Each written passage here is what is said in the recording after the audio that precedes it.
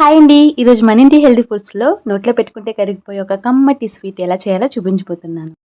Stove మీద ఒక pan పెట్టుకొని అందులో 2-3 టేబుల్ స్పూన్ వరకు నెయ్యిని యాడ్ చేసుకోండి. 1 కప్ వరకు ఉప్మా రవ్వను వేసుకోండి. ఫ్లేమ్ మీడియంలో పెట్టుకొని ఉప్మా రవ్వను బాగా వేయించండి. మంచి సువాసన వచ్చి లైట్‌గా కలర్ చేంజ్ అయ్యేంత వరకు వేయించుకోండి. ఇందులో పావు కప్పు వరకు మిల్క్ యాడ్ చేసుకోండి. అంతా బాగా కలిసేలా కలుపుకోండి. మొత్తం అంతా పొడిగా అవుతుంది. ఈ విధంగా కలుపుకొని పక్కన పెట్టుకోండి. స్టవ్ మీద వేరే ఒక బౌల్ పెట్టుకొని అందులో అరకప్పు వరకు పంచదార యాడ్ చేసుకోండి. ఇందులో 1.5 కప్పు వాటర్ యాడ్ చేసుకోండి. పంచదార అంతా కరిగే వరకు మరిగించుకోండి. ఇందులోనే పావు టీ స్పూన్ ఇలాచి పౌడర్ వేసుకొని అంతా కలిసేలా కలుపుకోండి. రవ్వలో కలుపుకుంటూ వేసుకోండి. లో ఫ్లేమ్ లో ఒక 2-3 మినిట్స్ కుక్ చేసుకోండి. నెయ్యి ఇష్టపడే వాళ్ళు ఈ స్టేజ్లో 1 టేబుల్ స్పూన్ వరకు నెయ్యిని యాడ్ చేసుకోండి. లేదనుకుంటే స్కిప్ చేసేసేయండి. ప్లేట్ తీసుకొని కొద్దిగా ఆయిల్ వేసి మొత్తం అంతా స్ప్రెడ్ చేసుకోండి.